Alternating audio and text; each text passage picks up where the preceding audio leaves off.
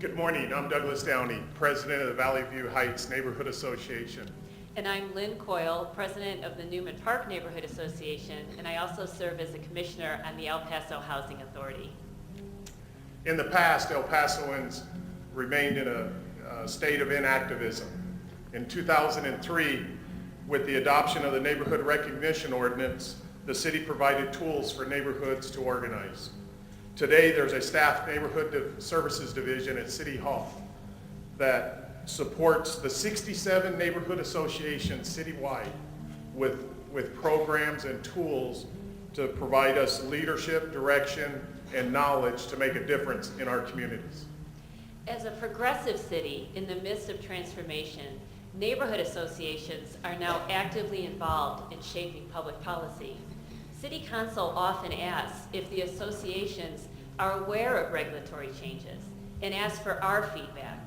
And the Leadership Academy, aimed at developing non-traditional leaders, has provided ordinary citizens with leadership, direction, and knowledge skill sets that allows them to become a link between their neighborhood and local government. Associations are also benefiting from funding for small capital improvement projects through the Neighborhood Improvement Program. Projects such as parks and gardens, over $850,000 have been spent in the first year on 29 projects. Our neighborhoods bind us together in good times and in bad. When did you turn around and who kind of spearheaded that idea? And you, obviously you're all bought into this program, but somebody want to address that? Sure. Well, I actually have to give credit to my predecessor, Mayor Joe Wardy, who decided that we needed to get more feedback from the community through neighborhood associations. I was a council member at the time, and we decided to actually set up a structure and create an ordinance where you would have recognized neighborhood associations, not just some people who got together because they were complaining that their garbage wasn't picked up or something like that, but really wanted to improve their community and dedicate their time to make sure that they recruited new members to it. So I think that was the genesis of it. I think when Mayor Wardy left, we had about 34 neighborhood associations, and now we're 67. And they're extremely active.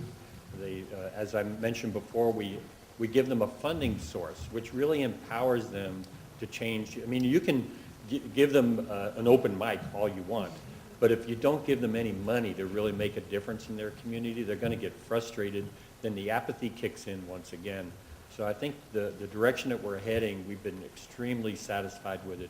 And we have buy-in from all of our city council members who actively go out and speak to neighborhood associations and try to get them more involved. Okay, thank you, Mayor. It's been wonderful having you, El Paso, Texas. Thank you. It's a wonderful community, and I've always said if people in a community do not care who gets the credit and just work together, you can do amazing things, and obviously your community is an example of that.